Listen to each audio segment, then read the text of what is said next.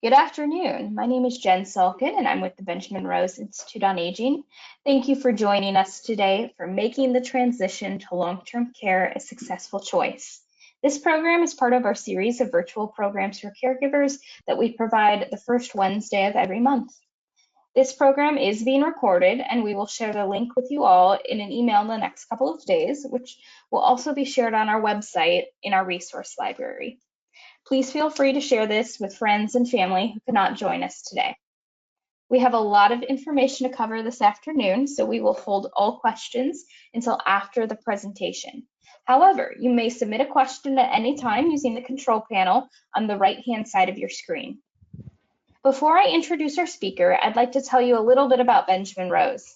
We're a Cleveland-based nonprofit founded in 1908. Our mission is to support caregivers and empower all people to age well through research, consumer responsive services, and client advocacy.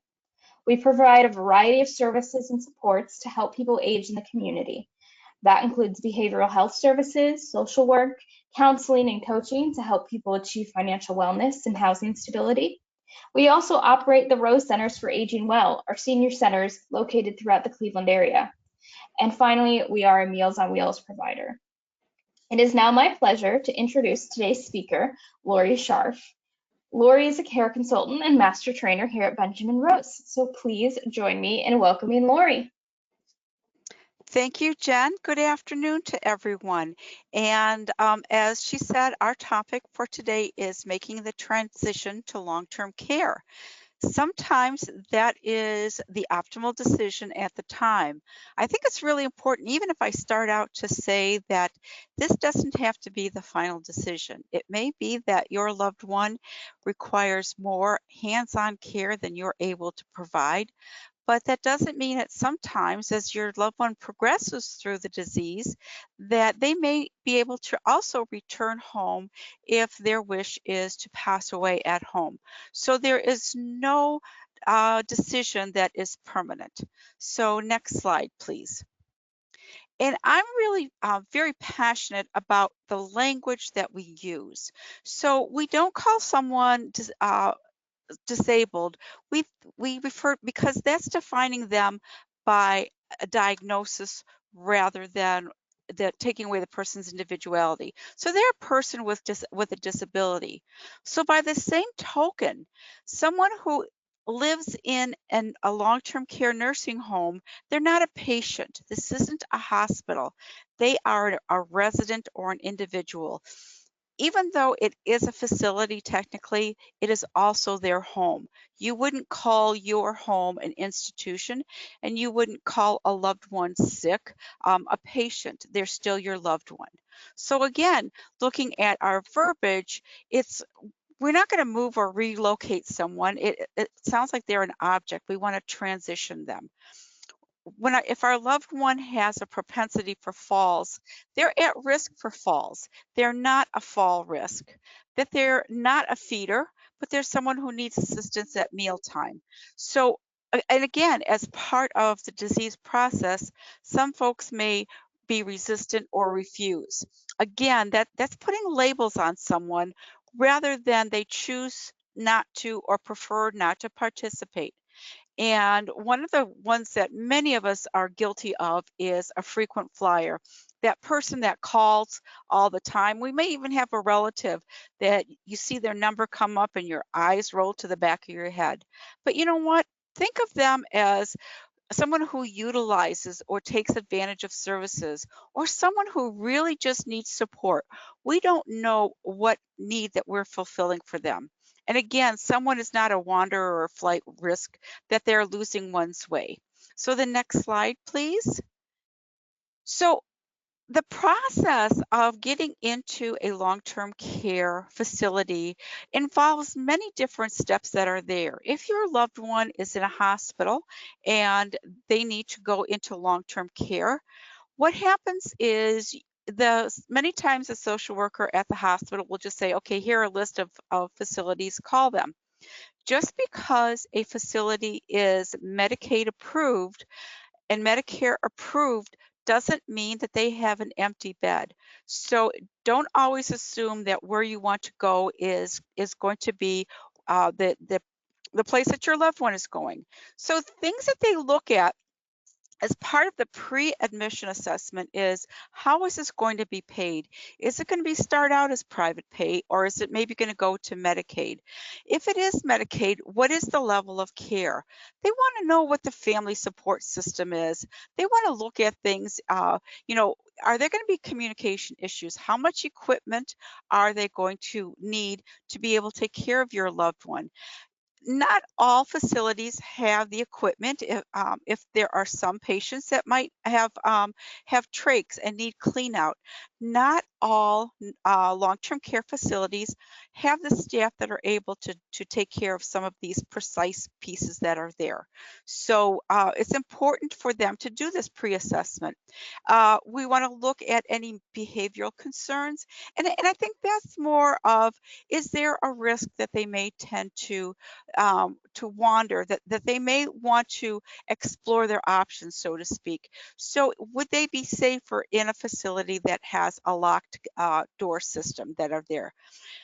Many times families don't tell us about substance abuse. So, you know, someone who may be actively drinking at home and then goes in that and then transitions into long-term care, they may have alcohol withdrawal because even that our loved one wasn't really honest with us as to how much they are drinking. So it's really good to look at the bigger picture. Okay, the next slide, please. So when you transition into long-term care, there is a minimum data set. They want to see what is your base level that's there. So they have a standardized form of screening that's done.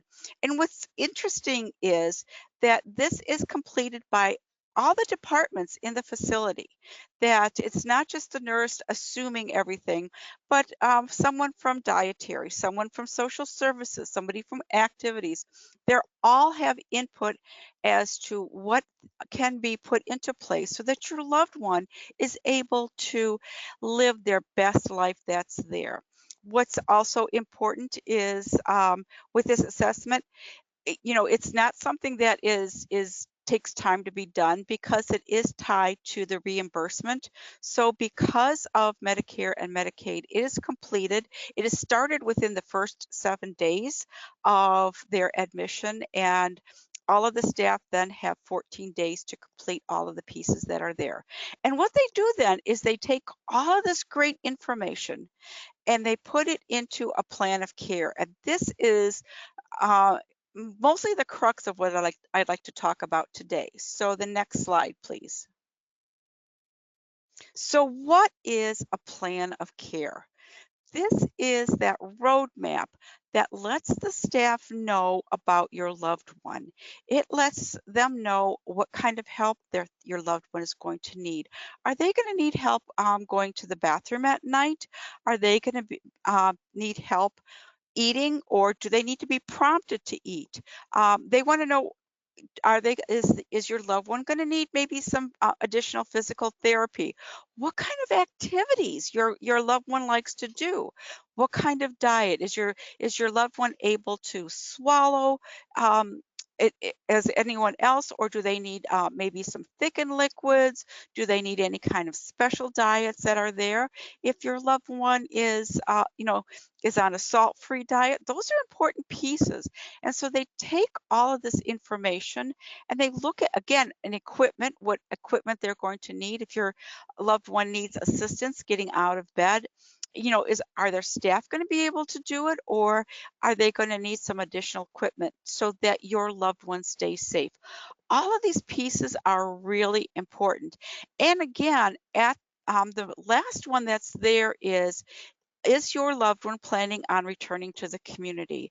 And if so, how can they help you meet that goal? So there are some folks that go into long-term care, that transition, that are just there for maybe some rehab. And what does their discharge look like?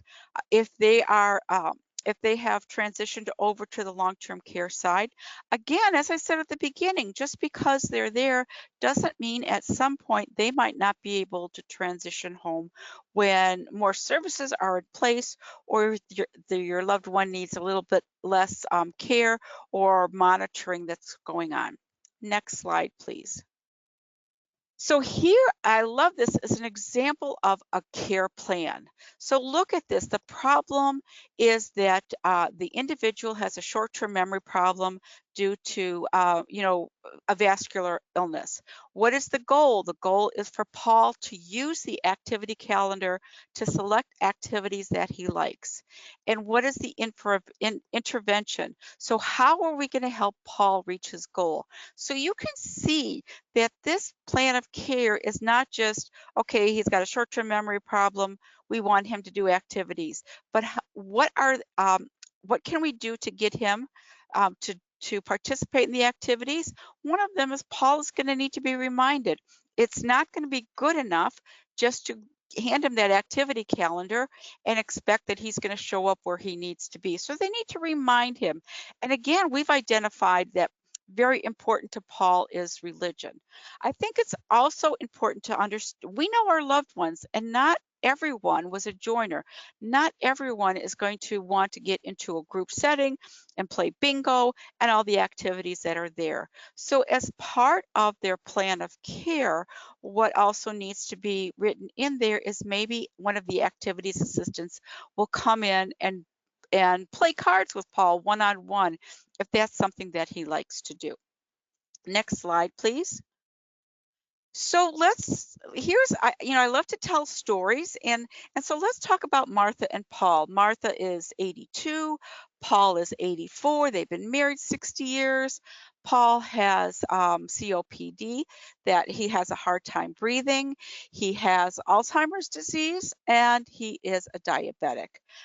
Paul worked second shift as a supervisor. Again, understanding what your loved one did, because as part of dementia, what we tend to do is we tend to look back at the routines that we had. So because Martha was having a difficult time finding enough help and being able to pay for help and taking care of Paul, she decided that she really made the decision to transition him to memory care.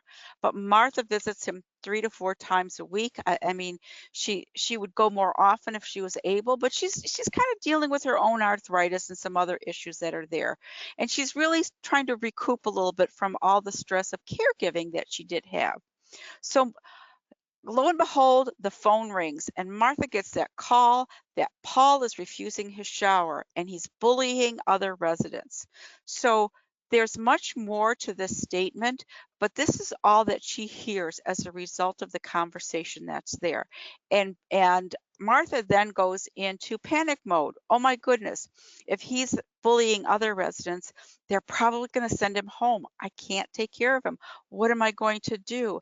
And why is he refusing a shower? He never had a problem doing that when he was home with me and we had the home health aide come in.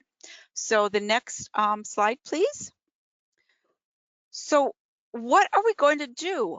Well, let's have a plan of care meeting. A plan of care meeting is all the interdisciplinary team. Again, the same folks that did that initial assessment, nursing, physical therapy, activities, social services, dietary. They want to all come together. The goal of a plan of care meeting is not to wait until a disaster happens. So we don't know what happened prior to Martha receiving this phone call, but it's designed to prevent the fires, not just put them out. And again, they had this baseline review within 3 days of admission, the regular plan. As a result, here we came up with this great plan. And what is really important to know is if there is an issue or concern by staff or a significant change, we need to have another plan of care meeting. We need to readjust it.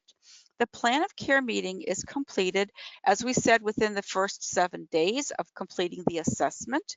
And the plan of care is reviewed every quarter. unless there's a significant change. So Paul may have been there for 4 months, and now this is something new that's happening. Or the plan of care can be whenever the family requests it. And families, I encourage you to request a copy of the plan of care and look at it to see what is working for you and what is not. So the next slide, please. So here's how a plan of care meeting works. Again, the team is all there. They're discussing his weight. Is Paul eating enough, or is he losing weight? Is he drinking fluids? Summertime especially, we're drinking the fluids, but maybe not in wintertime. Is he eating everything on his plate? Maybe maybe the food that they're serving him, he doesn't like those. He has the option of making some choices, and they can make recommendations that if Paul doesn't like the meal that's served, there should be some other substitutes that are available for him. The family can ask questions and give comments. One of the things I think about, let's go to Paul and he's resisting his shower. So maybe they're giving him his shower at very early in the morning. And Paul, again, remember we said he was a second shift worker. And what he did was he would take a shower just after getting home at midnight.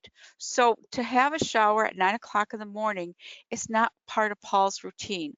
So facilities are staffed 24/7, and if someone would, we could request in his plan of care that a shower is given to him at noon. And just as the same way this is his home, if Paul likes to sleep until 2 in the afternoon, because he goes to bed later, that's his routine. That there are adjustments that can be made at the facility that would accommodate him. There are some facilities that gradually will try to change his circadian rhythm clock that's there, but initially this is about Paul. This is about the resident and keeping them safe. All the issues are addressed, and the team signs off on this. So as the family, as you're looking at this is your opportunity to speak up, and this is not what my loved one likes to do. Hey, Paul, we're all going down to play bingo. Yeah, Paul isn't going to do that. So Paul's telling you, oh my goodness, I'm bored. There's nothing to do here. And they're going, well, we have bingo. It's understanding who the individual is and what's important to them. Next slide, please. So who is on this interdisciplinary team? Look who's first. It's the resident and the family. It's very important for the resident to have a voice and someone to be that voice for them when they're not able to. It's the primary physician who's there for the facility. It's the nurse unit manager or the floor nurse. Really important to the interdisciplinary team is the CNA, the Certified Nursing Assistant, or State Nursing Assistant, the STNA, who knows your loved one up close and personal because they're providing that day-to-day care. Most facilities are making it almost mandatory for your aides to be there so they can tell you what works and what isn't working. The social worker is there who's looking at the bigger picture in many places. Again, that activities director or the aide, well, Paul comes to bingo, but he just sits there and doesn't do anything. Maybe Paul needs some assistance playing bingo. Maybe he would enjoy it, but it just goes too fast for him, or there's too much noise for him that's going on. So what is there that can be done to make this a really good experience for Paul? And again, the dietitian and dietary services. It would be helpful to look at the menus that they offer and say, Paul doesn't really like, Paul might just be circling everything because he thinks that's what he's supposed to do. But it might be you as that family member who says, well, Paul really doesn't prefer this. Is there some kind of substitute that we could give? Or Paul is so used to a sandwich at lunchtime and he's not going to eat anything else other than a sandwich. It's just out of his wheelhouse to have a bigger meal, which many of the facilities have. So they're just going to have to switch up the way they serve meals. Again, we want to support the loved ones that are there. Next slide, please. So what if you should receive information and a notice that a plan of care meeting is scheduled? And if it's not at a time that's convenient for you, you can ask to have the plan of care meeting rescheduled. Many times facilities will assume nobody's going to show up, and so they just kind of go on a roll and you know you go in there, you go into they designate a specific room, like maybe a private dining room, and think about how intimidating this could be. That there's that interdisciplinary staff there. There's 4 or 5 people from the facility, and the resident comes in by themselves, or the resident and family come in together. You almost feel as if it's a judge and a jury, and the jury's there and has already decided your fate. You need, I encourage you to really be part of the process and take notes, make questions ahead of time. But if you aren't invited, you can ask to call the social worker and say, I would like to be part of the process. Again, with this day and age of Zoom and phone conferencing, the opportunity to be present should be made available to everyone that's there. Again, if you can't attend at that time, call the social worker and request a meeting. This is what the social worker is designed to do in these facilities, to be that go-between that's there. Do you want other family members there? Bring them. Bring folks who know your loved one, who are able to be that advocate. Maybe you feel you don't want to rock the boat, but maybe you have a son or daughter who says, Mom, we really need to stand up for Dad. And that's a wonderful opportunity to do that. And if you don't agree with the intervention, again, there's that example of, Dad did not take his shower at 9 o'clock in the morning. He took it at midnight when he came home from his second shift job. And then he, ate a little snack and then climbed into bed.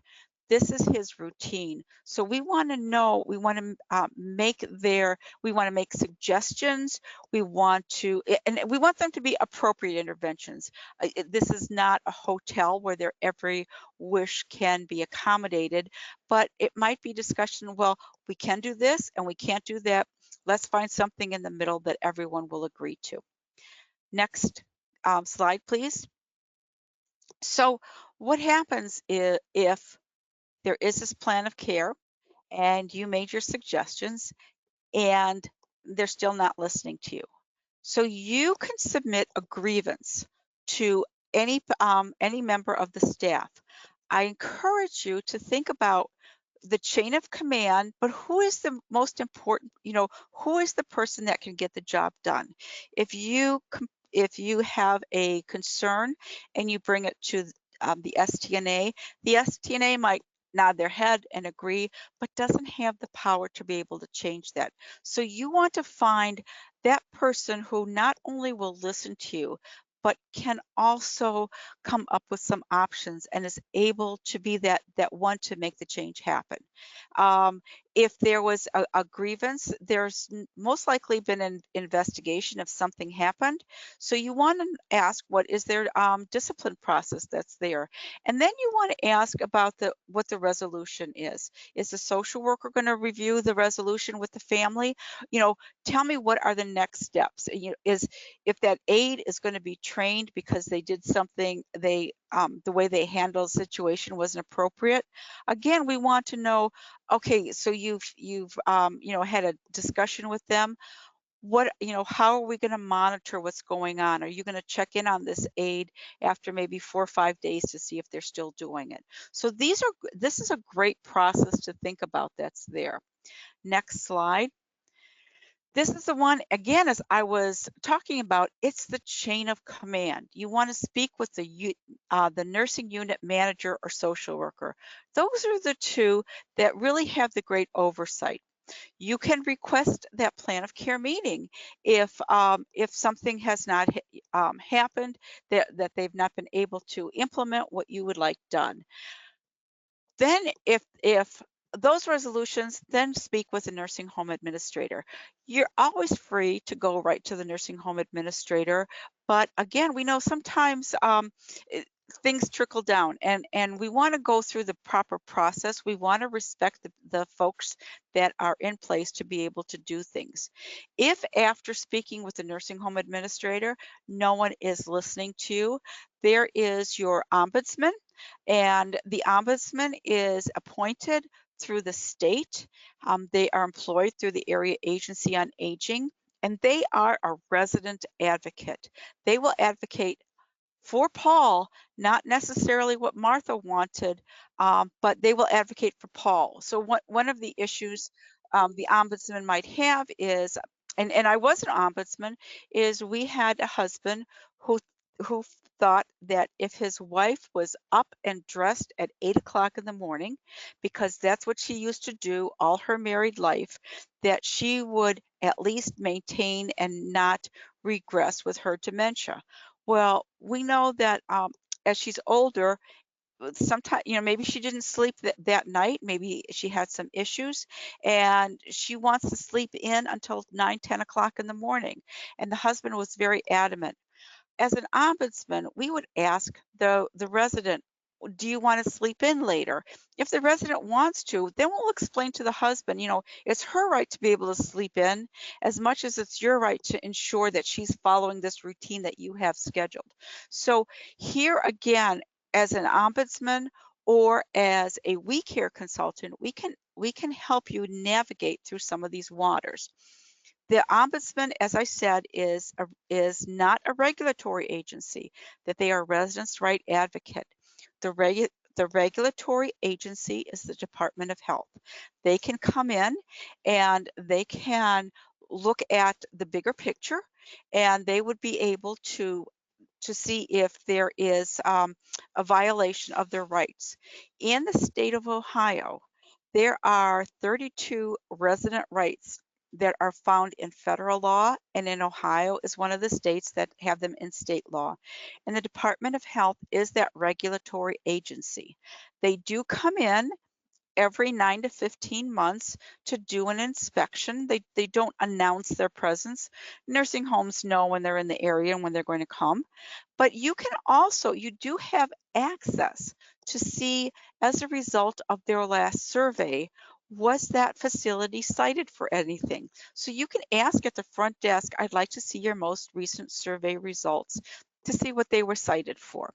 And at the end, if all of these pieces, you still don't feel that your loved one is getting the care that they need, then you can choose to go to transfer to a different facility. However, remember, your loved one, this is their home and they have become accustomed to the surroundings, and our loved ones with dementia really have a difficult time, making some of these changes. So you wouldn't want someone coming in and telling you, okay, you're living in this house now, I'm moving you to the house 3 doors down because I think it's a better house. Again, you want to be a little judicious in how you make that decision, and also consider your loved one and the level of, understanding the level of care that they might be entitled to. So next slide, please. So let's go back to Martha. Martha shares at the next contact that she's upset that the memory care social worker called. Martha might be upset because she may think, it's a reflection on her that Paul is acting this way. Again, she may be upset that she thinks that he's going to be discharged, and what's she going to do? Where's he going to go? She's also upset that he's not doing well. He was doing pretty well at home. There may have been a shift that she's not recognizing, but she's upset that he's not working well. And she doesn't know the next time she goes to visit Paul, should she bring it up to him? Should she just ignore it? Should she talk to the staff? What should she do? So Martha is in a little bit of a quandary that's there. So the next slide. So again, we talked about the advocate for the residents, that ombudsman that's there, that there are 32 resident rights. that the long-term care ombudsman is one of those folks that can be called. It's also important, you know, again, Martha was worried that they're going to discharge him, that they're going to say, okay, you have to leave tomorrow. Hospital discharges, we know, depend on when the insurance is covered and you know what their care needs are. When it comes to a long-term care facility, you need to receive a 30-day discharge notice so that you have 30 days to prepare for your loved one to transition someplace else. Or you can request a hearing from a hearing officer that you think you know, it wasn't that your loved one, that Paul was having the problem, but the problem was he wasn't getting the care that he needed, that they were disrupting him, that they would come up to him and wake him up to eat breakfast when he just wanted to sleep in. So you can request that discharge hearing through the Ohio Department of Health and or through the long-term care ombudsman that's there. So there are many options that are there.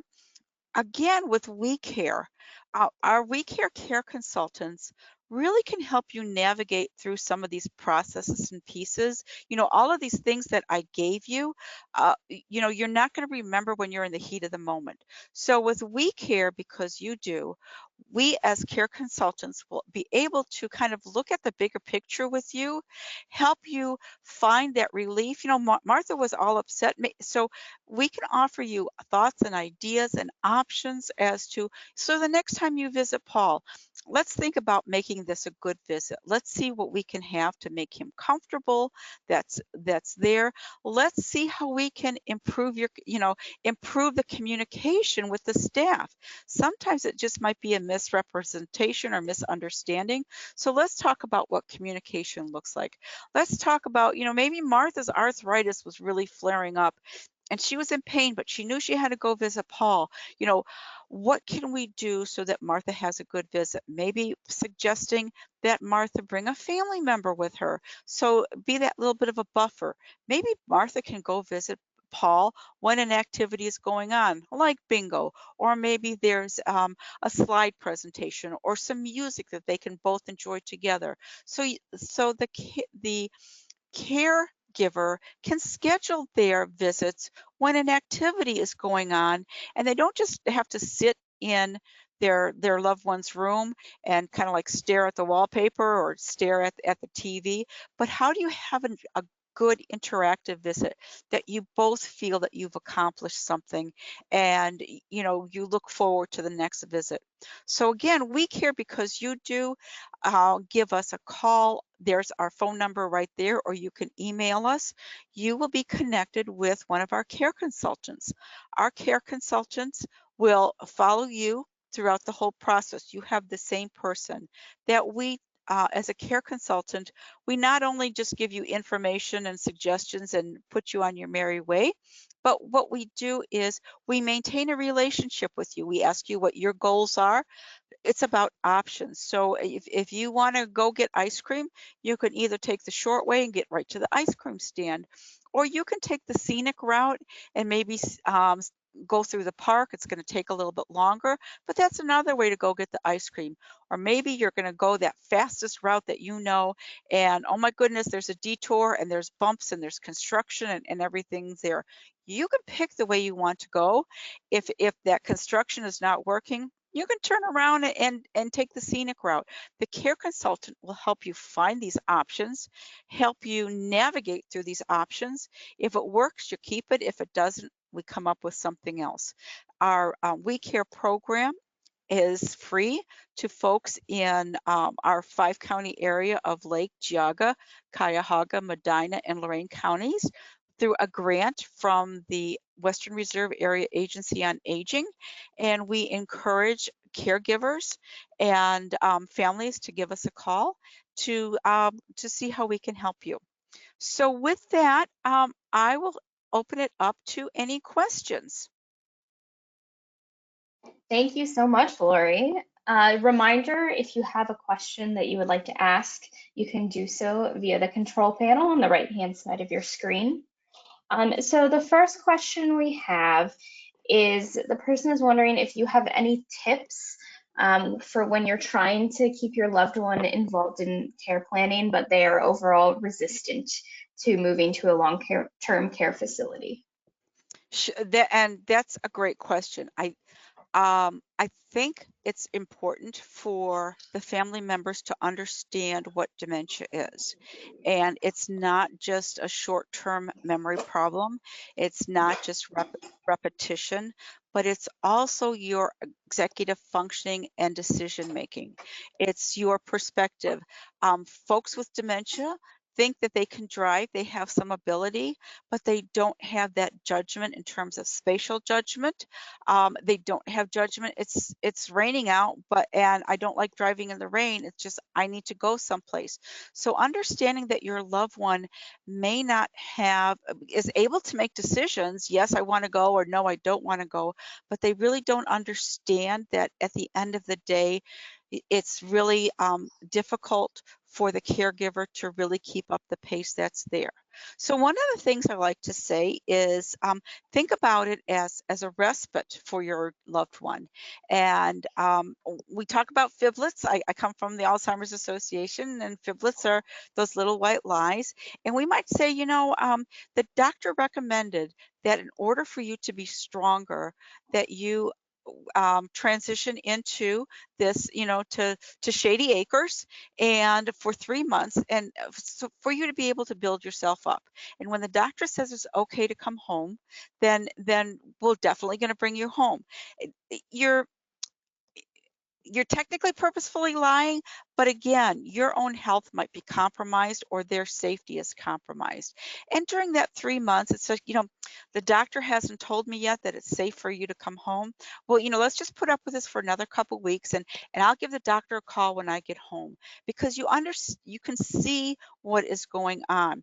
What's interesting is, because our loved ones are maybe secluded in their own home and they just sit in front of the TV, they take a downward spiral. But there have been times when our loved ones have entered into assisted livings or long-term care facilities, and there's more going on around them, and there's a certain amount of life and spark that comes back because they are stimulated. So I hope that was helpful, but if you do have more questions, I really encourage you to call us at WeCare. Great, thank you. Our next question is, do you have any suggestions to make sure you're finding the right facility, especially now during COVID when visitations are so limited? Definitely. So there are some great tools that are out there. At WeCare, we have over 700 vetted resources. So it's not that we just Googled a topic on the internet and came up with some information.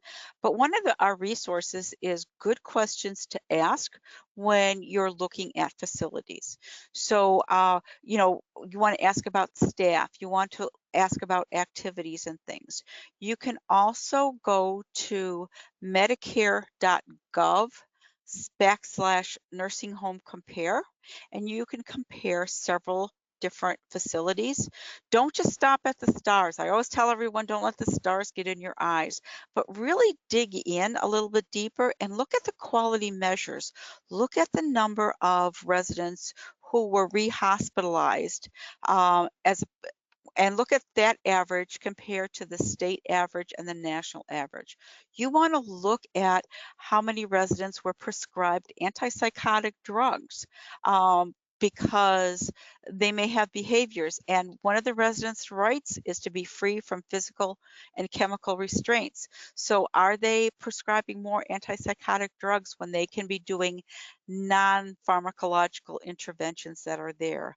How many residents have experienced falls if your loved one has mobility issues? So you can look at those pieces that are there. We also recommend some folks, Senior Care Authority and Care Patrol can also help you identify some great places that are there. And when the time does come for you to make that in-person visit, um, I always say use your five senses. You want to listen to how the staff talk to each other. how the staff talk to the residents, or if they don't talk at all, if they walk past them and ignore them, or how the staff even greet you as you're a visitor into the place. You want to think about touch. You want to feel like dining room tables to see if they feel clean after a meal. You want to check bedside tables. You can do things very casually. That's there. What you want to do is your sense of smell. Many times there's an absence of smell. There are times when, especially in the morning and in the afternoon after a nap, that there might be more folks that need their adult briefs changed, but there should not be an odor that's there that all the time. So use your senses and get a feel for what the place is. Any other questions?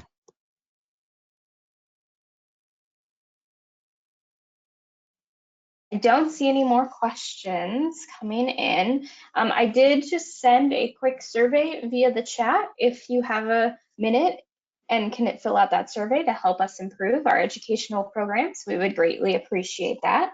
And I want to thank Lori for presenting such a great informative program today, and thank you all for joining us.